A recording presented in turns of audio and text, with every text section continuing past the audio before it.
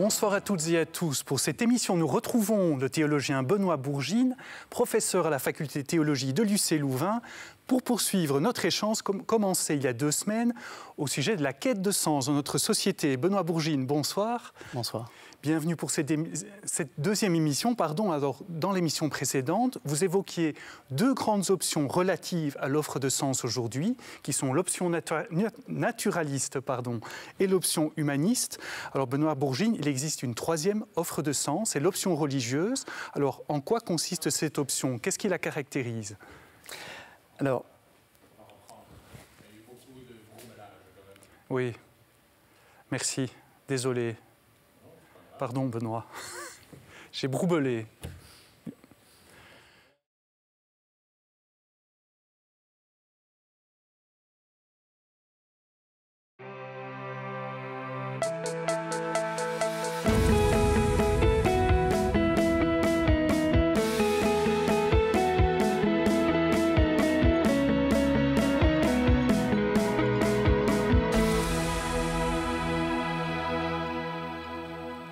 Bonsoir à toutes et à tous. Pour l'émission de ce soir, nous retrouvons le théologien Benoît Bourgine, professeur à la faculté de théologie de l'UC Louvain, pour poursuivre notre échange commencé il y a 2 semaines au sujet de la quête de sens dans notre société. Benoît Bourgine, bonsoir. Bonsoir. Alors, lors de l'émission précédente, vous évoquiez 2 grandes options relatives à l'offre de sens aujourd'hui. C'est l'option naturaliste et l'option humaniste. Alors, il existe une 3e offre de sens, c'est l'option religieuse. En quoi consiste-t-elle? Qu'est-ce qui la caractérise?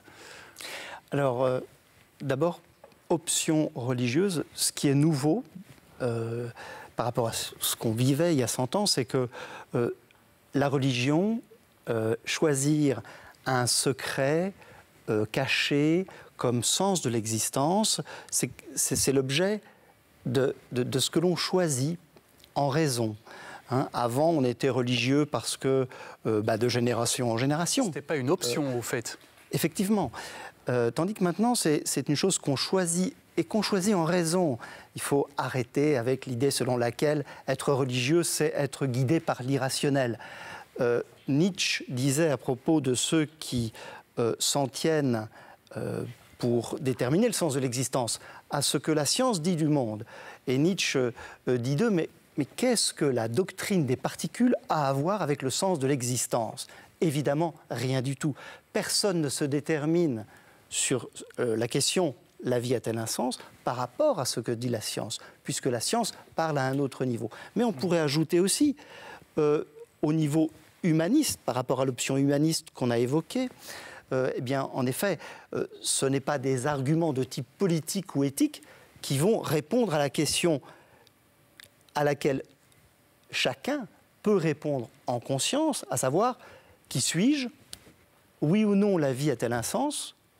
Est-ce que j'ai une destinée? Toutes ces questions font l'objet d'une réflexion et on ne peut pas seulement se baser sur le savoir, puisque le savoir, il faut des preuves.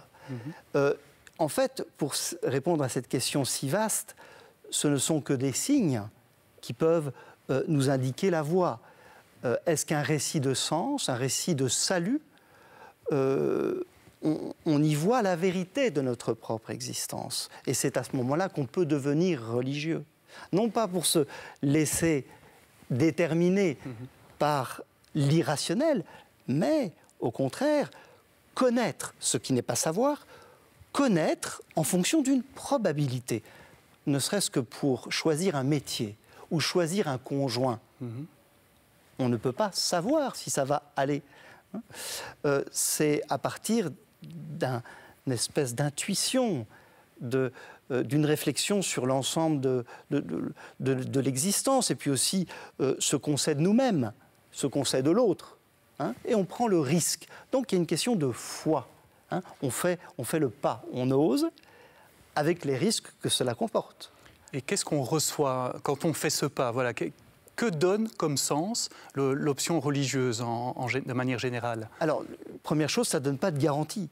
Parce qu'on peut se tromper de conjoint, mais le fait de trouver, par exemple, dans le christianisme, Dieu comme celui qui nous dit qui nous sommes profondément, Dieu qui nous dit notre nom, hein, et où on peut éventuellement, en l'appelant, en l'invoquant, trouver un sens dans le fait d'être aimé, ceci ne nous rend pas infaillibles sur les questions de l'existence en général.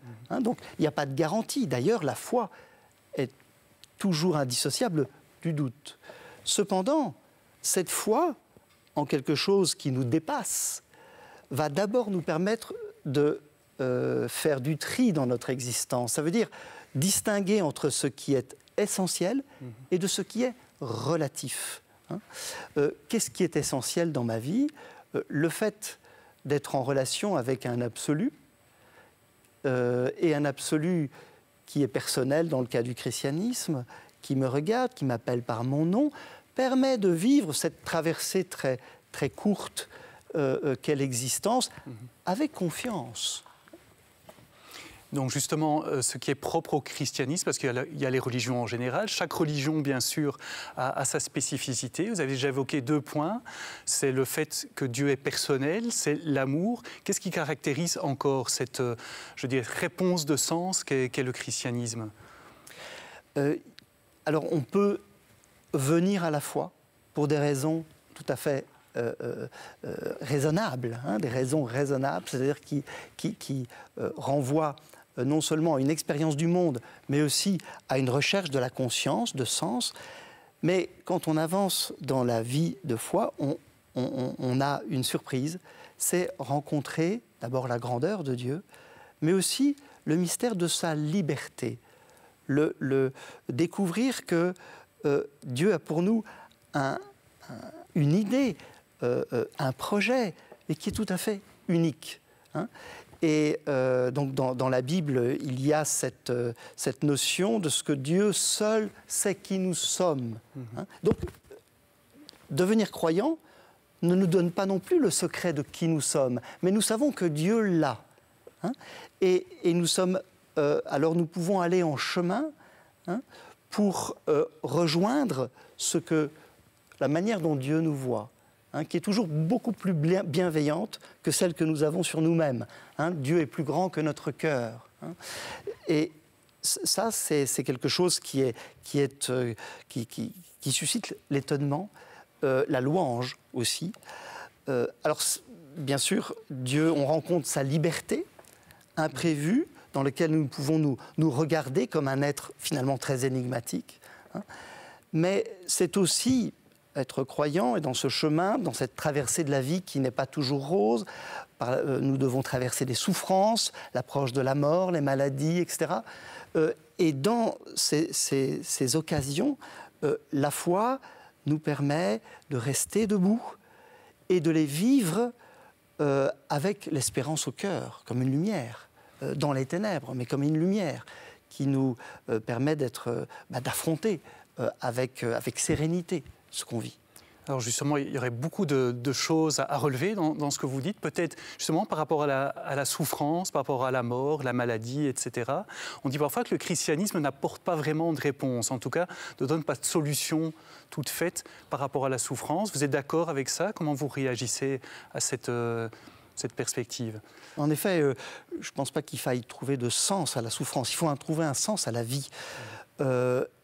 Puisque, en réalité, dans l'Évangile, on ne trouve pas de sens à la souffrance. Mais Dieu envoie son Fils qui souffre, ce qu'on a vécu, et surtout pour nous libérer du mal qui fait un avec nous, qui demeure en nous. Donc, ce n'est pas la religion, le christianisme en particulier dans l'Évangile, ne donne pas un sens carré à la souffrance. Non.